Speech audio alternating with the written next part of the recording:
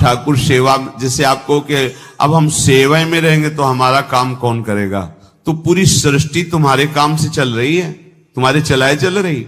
अरे कुछ समय, घड़ी दो घड़ी तुम ऐसी निकालो जिससे एकांत चित्त से आनंद पूर्वक अपने लाडले ठाकुर को दुलार कर सको। उनको श्रृंगार करो, भोग लगाओ, आरती करो, 4 परिक्रमा करो, साष्टांग दंडवत करो। जीवन का परम लाभ है ये। पर नहीं, आप खाएंगे हलवा, गरम गरम पकौड़ी, चाय, और ठाकुर जी के सामने वो सफेद वाले दाना नहीं आते, चिरौरी रख दो अरे भाई तुम क्या कर रहे हो? चोरी कर रहे हो तुम। घर में ठाकुर विराजमान, घर के मालिक विराजमान, हमें जल्दी ऑफिस जाना है, गरम गरम परेठा, ये वो सब, और ठाकुर जी के सामने। हम तो देखते हैं जैसे कोई ठाकुर जी के दर्शन कराने के लिए लाता है तो 4 टाफी, वो भी प्लास्टिक से लिपटी हुई, मतलब देख केवल ले, खा भी नहीं सकते हो क्योंकि प्लास्टिक लगी हुई, ऊपर कवर एकदम ऐसे रखे हुए हैं। वो बोले हमारे लड्डू गोपाल हैं। जब गोपाल हैं तो टॉफी खोल पाएंगे क्या? अगर आपको टॉफी पवाली है तो आप खोल करके सुंदर एक कटोरी में रख करके थे, ऐसे 4 दाने चिरौरी रख दिए, कटे हुए मिश्री के टुकड़े रख दिए। अरे अनंत ब्रह्मांडों का भरण पोषण करने वाला तुम्हारी चिरौरी के लिए मर रहा है। हाँ, अगर तुम्हारे पास केवल चिरौरी ही है तो वो तृप्त हो जाएगा। तुम खाओ हलवा, उसको रखो, चिरौरी तुम पहनो, एक से एक बढ़िया कपड़ा, और ठाकुर जी के लिए अलग कपड़ा होता है दुकानों में, वो ठाकुर जी के लिए लेना है। पूजा, सत्यनारायण की पूजा की सामग्री गांव में जो परचून की दुकानें होती हैं कस्बों में, उनमें अलग होती है। बोले सुपारी देना, तो बोले पूजा के लिए, बोले हाँ, वो सड़ी सुपारी का अलग बैंक होता है, वो पूजा के लिए जाएगा। प्रभु के लिए तुम ऐसे चिरौरी रख देते हो। वो नारियल भी जिसमें पाली लहो, देखो ना कथा के, सत्यनारायण की कथा करनी, हमें नारियल दे दो। वो सूखा नारियल जो किसी काम में ले जाएगा, सत्यनारायण के पास जाएगा। वो कपड़ा टून का ना पहन सकते हैं, ना ओढ़ सकते हैं, ना बिछा सकते हैं, ना पोछा लगा सकते हैं, वो ठाकुर जी के लिए बलिहारी है श्रद्धा। तो फिर ठाकुर जी भी ऐसी व्यवस्था करते हैं, ना पहनने लायक, ना ओढ़ने लायक, ऐसा तुम्हें नया जीवन देंगे, जरूरत ही नहीं पड़ेगी कपड़े की, घूमो वैसे ही। हाँ, जरूरत ही नहीं पड़ेगी, अन्य योनिया है नहीं, कोई जरूरत नहीं है, घूमो। इसलिए सावधान। भगवत सेवा का तात्पर्य है उत्तम भोग लगाए मोर मरकट को से। स्वामी जी महाराज परम विरक्त, वैराग्य की चरम सीमा स्वामी श्री हरिदास जी, लेकिन उत्तम भोग लगाए ठाकुर जी को। उत्तम उत्तम, तुम्हारे पास जो कुछ है उसमें सबसे बढ़िया भोग बनाओ। धन्ना जी के पास बाजरा की रोटी भी पूरी नहीं थी कि भरपेट पाले, तो 1 रोटी रोज ठाकुर को रखते थे। आधी ठाकुर जी पाते थे, आधी आप पाते थे। सुदामा जी के पास कौन सा माखन मिश्री था? वो तंदुल जो पछोरने से बाहर निकलते हैं, किसी काम में नहीं, वो लेके गए थे। ठाकुर जी पाते हो कहते आज मैं तृप्त हो गया। सबरी जी के पास क्या था? क्या था? जंगली बेर, कहीं कड़ुआ कसैला ना हो, इसलिए चख के मेरे रघुनाथ जी को कहीं कसैला ना लगे। प्रभु वाह वाह करके पा रहे। विदुरानी जी ने कौन सा 56 भोग पवाया? केले के छिलके, भाव दशा में डूबी हुई। देखो हमारे ठाकुर को कुछ नहीं चाहिए, भाव से समझिए। ये बिहारी जी को 4 घंटे बैठने के लिए 10-10 लाख रुपए का फूल बंगला निकला, काम थोड़ी चलाया जाता है। अरे हमारे लाडले सरकार है, अगर 4 घंटे बैठ गए 10 लाख खर्चा हो गया तो क्या? अनंत ब्रह्मांडों का सृजन करने वाला ठाकुर हमारे पास नहीं है, तो ठाकुर जी को आपका भाव चाहिए। और आप तो सो बढ़िया पलंग में, और ठाकुर जी को एक छज्जा में विराजमान किए, छज्जा में ऐसे उतर नहीं सकते, मतलब कूदे तो वैसे ऊंचे, अगरबत्ती दिखा दी चले। आप तो ऐसे नहीं, अपने लाडले ऐसे प्यार करो, ऐसी जगह सिंहासन रखो कि उतर कर अगर आपके वन विहार करना चाहे तो उतर लेना, ऐसा विराजमान करो आराम से। ओ एकदम वो सिर्फ दीवार में ऐसी जगह, या तो बाहर वाले कमरे में, अपने कमरे में तो ठाकुर जी रहेंगे ही नहीं।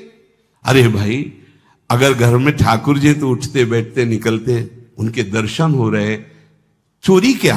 तुम तो हमारे घर के माई बाप हो, सब देखो, चोरी क्या आपसे? आपको जो अच्छा ना लगे सुधार देना, ऐसे रहना चाहिए।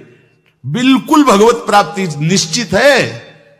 ये सेवा पद्धति है, बड़े भाव से आप इसको स्वीकार कीजिए। हमारे लाडले बड़े कृपालु हैं। अरे जहर पिला रही है छाती में लगा के तो परम पद दे रहे हो, तुम दूध पिलाओगे तो तुम्हें परम पद नहीं मिलेगा। पूतना जहर लेकर के पिला रही बाल गोविंद को, अभी 6 दिन के ठाकुर हैं, उसे परम पद प्रदान किया, और आप रोज सुंदर सुंदर भोग लगा रहे हो और तुम्हें भगवत प्राप्ति नहीं होगी। ठाकुर जी की आरती उतार रहे हो, बलिहारी जा रहे हो, उनके सामने कीर्तन कर रहे हो, नृत्य कर, विश्वास तो करो ना, तुम्हें भगवत प्राप्ति हो जाएगी। आस्करण जी ने एक चौकीदार पूजा गृह के बाहर बैठाल दिया और कहा कोई भी भीतर आने ना पावे, क्योंकि एक बार भी सेवा में विक्षेप मुझे बर्दाश्त नहीं है। तो ठीक 10 घड़ी का इन्होंने भी नियम, जो नियम लो उसका निर्वाह करो। 4 घंटे। दिल्ली का बादशाह किसी कारण से उधर आया हुआ था। उसने कहा मुझे आस्करण जी से तुरंत मिलाया जाए। पहले तो राजा लोग होते थे और बादशाह, अब जैसे मुख्यमंत्री और प्रधानमंत्री, राष्ट्रपति। तो जो मुख्यमंत्री हैं ये राजा हैं प्रदेश के, और वो संपूर्ण राज्यों का बादशाह उसे कहा जाता था। आस्करण जी को शीघ्र हमारे सामने उपस्थित किया जाए। प्रार्थना की कि महाराज असंभव, इस समय आस्करण जी महाराज अपने ठाकुर जी की सेवा में हैं और उनका आदेश है 4 घंटे कोई हमसे बात ना करे। आस्करण जी को सूचना देने के लिए बार बार सेवकों को आदेश किया, पर कोई भी सेवक बादशाह की आज्ञा पर नहीं उतरा। हम अपने राजा से ऐसा नहीं प्रार्थना कर सकते। 4 घंटे। बादशाह को बहुत कष्ट हुआ कि हमारी आज्ञा का उल्लंघन। तुरंत आदेश किया सेनापति को, बुलाओ, देखते हैं कि हमारी आज्ञा का उल्लंघन का परिणाम क्या होता है। सेनापति तुरंत उपस्थित हुआ। इस नगर के सबको दंड दिया जाए और बंदी बनाकर आस्करण को हमारे सामने लाया जाए, क्योंकि बादशाह है। अब अहम तो विराजमान है ही है, कोई परमहंस थोड़ी है कि अहंकार लीन हो गया है। बताया गया कि ठाकुर सेवा में, भगवत आराधना में 4 घंटे उनके पास कोई सूचना नहीं पहुंचाएगा। बादशाह की आज्ञा का उल्लंघन करने के कारण सब सैनिक जितने थे दब रहे थे। महाराज की तो आज्ञा है कि सूचना न दो, पर यहां तो सब गड़बड़ हो रहा है। बादशाह ही नाराज हो गया। बड़ी घबराहट पूरे नगर में फैल गई और पूरे सैनिकों में फैल गई। ये नरवरगढ़ ग्वालियर से दक्षिण में है। आस्करण जी ना शिकार खेलते थे, ना किसी को दंड देते थे, बस केवल भगवत सेवा, नाम जप, नाम कीर्तन, पूरे नगर को सब सुविधा, सबके घर में ठाकुर सेवा, सबके यहां नाम कीर्तन सुनाई देना चाहिए। जिसको जो जरूरत हो राज दरबार से ले जाए। किसी को लग सकता है अगर ऐसे बढ़ता रहेगा तो राज खजाना खत्म हो जाएगा। नहीं, अज्ञान से तुम सोचते हो। एक बार पूज्य पादुड़िया बाबा के यहां 500 लोगों का भोजन बना। अब वहां उत्सव में 5000 से भी अधिक लोग आ गए, तो जो सेवक जन थे, भंडारी थे, भाग के आए, बाबा अब तो बहुत ही हानि हो जाएगी, क्योंकि सब लोग आ गए, 5000 के लगभग लोग हैं और 500 का ही भोजन बना है। बाबा जी ने कहा घबराने की जरूरत नहीं। गए, अपना ऊपर का चला ऐसे डाल दिया जो रसोई बनी हुई थी। बोले इसे खोलना नहीं, बस बांटते जाओ। सब पा चुके, जितना बना था ना, भगवत प्रताप। हरिराम व्यास जी की बेटी का ब्याह, रात्रि में बारातियों के स्वागत के लिए एक से एक सुंदर पकवान बने हुए थे, क्योंकि जिनके चेला मधुकर शाह राजा थे उनके पास कमी क्या, सब सुविधाएं। हरिराम व्यास जी ने सोचा ये संसारी आदमी इतने सुंदर सुंदर पकवान पाएंगे, ये तो ठीक नहीं है। वृंदावन के संत जन लेंगे तो अपने ठाकुर का भोग लगाएंगे, पाएंगे, कीर्तन करेंगे। कोतवाल को बुलाया वृंदावन के और कहा सब वैष्णव जनों को कह दो कि तुरंत आ जाओ, रमनिया ले जाओ। देखो कैसी भावना है, बेटी का ब्याह है। बोले संसारी आदमी बाराती क्यों पाएंगे। अब हो तो कह दे अरे इज्जत चली जाएगी, बाबा जी को खवाने से क्या इज्जत है। बरातियों को खवाएंगे तो इज्जत बनेगी। ये किसकी? देहाभिमानियों की। और अपनी इज्जत क्या है? श्यामा श्याम। अगर रसिकों को पवाएंगे तो हमारी इज्जत बन जाएगी, श्यामा श्याम प्रसन्न हो जाएंगे। तो श्यामा श्याम प्रसन्न हो जाएंगे, बराती भूखे रहेंगे? ऐसा कैसे हो सकता है? ऐसा हो ही नहीं सकता है। हरिराम व्यास जी के, अब उनके लिए तो कोई रोक नहीं, उन्हीं की बेटी का तो ब्याह है। जो भंडारे में सब जमा थे, लड्डू गुलाब जामुन ये वो भर भर के अमनिया, ले जाओ ले जाओ। अब ब्रजवासी संत जन सबको बांट दिया, पर जितना भंडारा था उतना ही बना रहा। कर तुम अकर तुम अन्यथा कर तुम सर्व समर्था सा ईश्वरा। तुम प्रभु के लिए समर्पित हो तो तुम्हारे यहां हानि कैसे हो सकती है कि हम भाई ठाकुर सेवा में समय देंगे तो हमारा काम बिगड़ जाएगा, ठाकुर जी की भोग राग की बात करेंगे तो पैसों की कमी हो जाएगी। पक्की मूढ़ता है ये, ऐसा व्यापार है ठाकुर सेवा संत सेवा।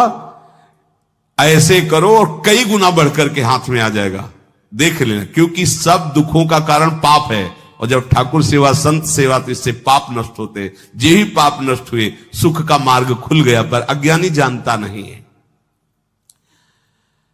अब बादशाह के आदेश से हड़कंप मच गया। कही कह पठाई कहो कीजिए लड़ाई, सुनी रुचि उपजाई चली पृथ्वी पति आयो है। पर्यो सोच भारी तब बातियों विचारी कही, आप एक जावो गयो अचरज पाई है। सेवा करी सिद्धि साष्टांग होई के भूमि परे, देखी बड़ी बेर पांव खड्ग लगायो है। कट गई एड़िए पे टेढ़ी हूं न भौं करी, करी नित नेम रीति धीरज दिखाई है। बादशाह ने कहा आखिरी हुक्म है, आस्करण को हाजिर किया जाने, संपूर्ण सेना से विध्वंस मचा देंगे, नरवर गण को पूरा नष्ट कर देंगे। जो प्रधान सेना नायक था वो हाथ जोड़ करके बादशाह से बोला कि आप समझो, हम आपके सेवक हैं, आपसे लड़ कैसे सकते हैं, आप बादशाह हो। पर मेरी प्रार्थना है आप अकेले जाकर के देख लीजिए, आस्करण जी सेवा में है, अकेले जाकर बात कर। हम सूचना नहीं दे सकते पर आपको रोक नहीं सकते, आप जाकर के बात कर लीजिए। बादशाह को लगा कि बात तो सही कि हमारे ही अनुकूल है, ये कोई वैरी तो है नहीं, चलो कोई अंगरक्षक नहीं। और स्वयं अंदर जाकर के देखा तो सारी सेवा हो चुकी थी, ठाकुर जी की साष्टांग दंडवत कर रहे थे। सत्संग में भी कहा है कि आप लोगों का जैसे शरीर स्वस्थ है तो साष्टांग दंडवत का नियम लेना चाहिए अपनी ठाकुर सेवा करके। 5, 7, 11, 21, 51, 108 अपने ठाकुर जी 4 परिक्रमा की, कहीं से भी 108 दंडवत। एकोपि कृष्ण कृता प्रणामो दशाश्वमेधा व्रतेन तुल्यः, दशाश्वमेधी पुनरेपि जन्म कृष्ण प्रणामी न पुनर्भवाय।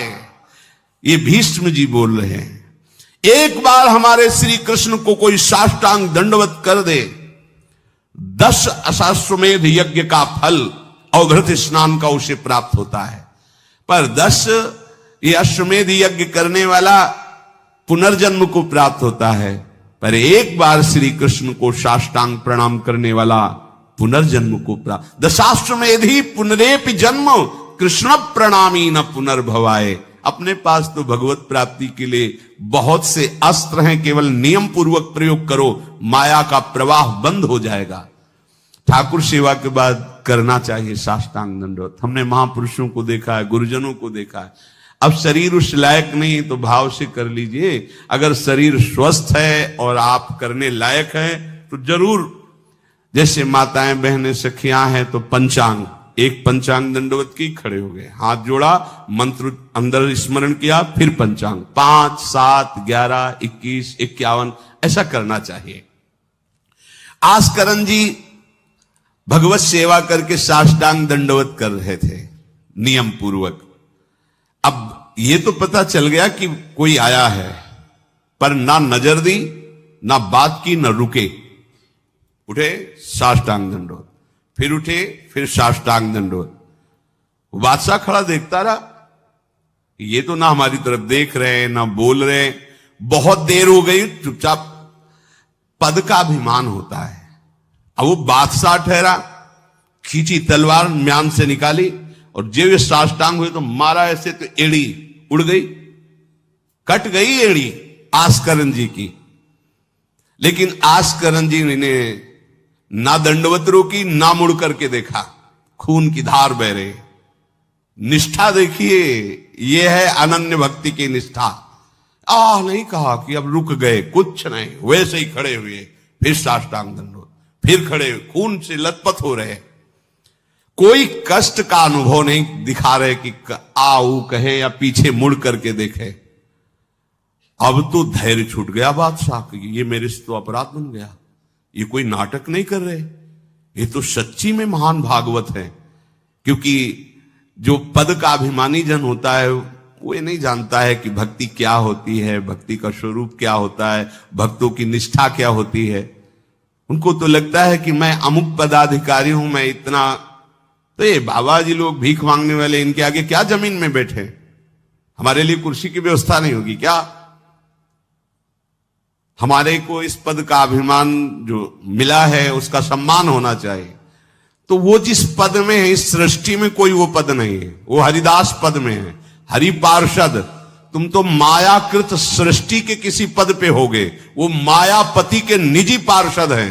तुम्हें दिखाई देता है भिखारी है, तुम्हें दिखाई देता है भिक्षुक है, नहीं नहीं, वो इतने बड़े बादशाह के ऐसा बादशाह पैदा ही नहीं हुआ है? चाह मिटी चिंता मिटी, मनुआ बेपरवाह, और जिनको कछु न चाहिए वो साहन के साह। नरपति सुरपति लोकपति, जिनके भावे घास, जिनके भावे घास, रहे परमानंद में तज सबही की आस। गर्दन उतार दोगे, अगर हरि का विधान होगा तो शरीर ही नष्ट होगा, नहीं तो हमें छू भी नहीं सकते, हमारे स्वरूप को नहीं छू सकते। भक्त अपनी निष्ठा पे होता है। एक बार भी आस्करन जी ने मुड़ करके नहीं देखा बादशाह की तरफ। अब तो धैर्य छूट गया बादशाह की, गलती हो गई हमसे। ऐसा ही होता है। नवलदास जी को वृंदावन से हरिवंश महाप्रभु के शिष्य थे, तो बादशाह तुर्की था, उसके मन में वैश्य कुल के प्रति बड़ी ईर्ष्या पैदा हुई थी। तो उसने कहा भारत में वैश्य कुल नहीं रह जाना चाहिए, नष्ट कर दो। आतंक स्वरूप उनका काटना मारना, लाखों वैश्यों का कत्ल कर दिया। पता चला कि दूसर वैश्य एक वृंदावन में भी है। आए, उनको बंदी बना लिया, सामने पेश किया, कहा सर झुकाओ। कहा तो झुक चुका है एक जगह, राधा वल्लभ लाल के चरणों में। अनंत कोटि ब्रह्मांडों के बादशाह के सामने सर झुक गया है। अब तू तो एक भूमंडल का जबरदस्ती बादशाह बना बैठा है। बोले जंजीरों में बांध दो इसको, रोज कोड़े लगाओ, भोजन मत दो, फिर इसको हम दंड निश्चित करेंगे, देखते हैं, बहुत अपने अभिमान में है। बांध दिया। सुबह कोड़े लगाने गए तो जंजीरें पड़ी थी और कुछ नहीं था। फिर खोजा तो वृंदावन में राधा वल्लभ जी के दर्शन के, फिर बांध के ले गए। अरे बोले तेरी जंजीरें क्या मुझे रोक सकती है? जब माया की जंजीरें नहीं रोक पाई तो तेरी जंजीरें क्या रोकी? तू लाख बार बंधवा, मुझे नहीं रोक सकता। आखिरकार चरणों में झुका, उनका बंद करवा ये नरसंहार। तेरे इस नरसंहार से कुछ नहीं होने वाला, तू शांति से रह, ये ऐसे उपद्रव करना बंद कर। तो जो पदाभिमानी जन है, एक अभिमान में न जाने कैसे कैसे बड़े अपराध हो जाते हैं, भक्तों को नहीं जानते हैं। उठी चिक डारी तब पाछे सो निहारी, कियो मुजरा विचारी बादशाह तिरिझे हैं। हित की सचाई यह ने कुना कचाई होत, चर्चा चलाई भाव सुन सुन भींजे हैं। बीते दिन को नृप भक्त सो समायो, पृथ्वीपति दुख पायो सुनि भोग हरि छीजे हैं। करे विप्र सेवा तिने गांव लिख न्यारे दिए, वाके प्राण न्यार लाड़ करो कही धीजे हैं। पूरी दंडवत की, ठाकुर जी को प्रार्थना की, चिक डाल दी जो मध्याह्न विश्राम की, फिर पीछे मुड़े। तब तक खून बह रहा है। पीछे मुड़कर देखा बादशाह जोहार की, बिल्कुल गुस्सा नहीं। राजा को इनकी ये धैर्य शैली देखकर कि अपने इष्ट के प्रति निष्ठा और मेरे अपराध का कोई भी इनके ऊपर प्रभाव नहीं, रीझ गया, बहुत प्रसन्न हुआ।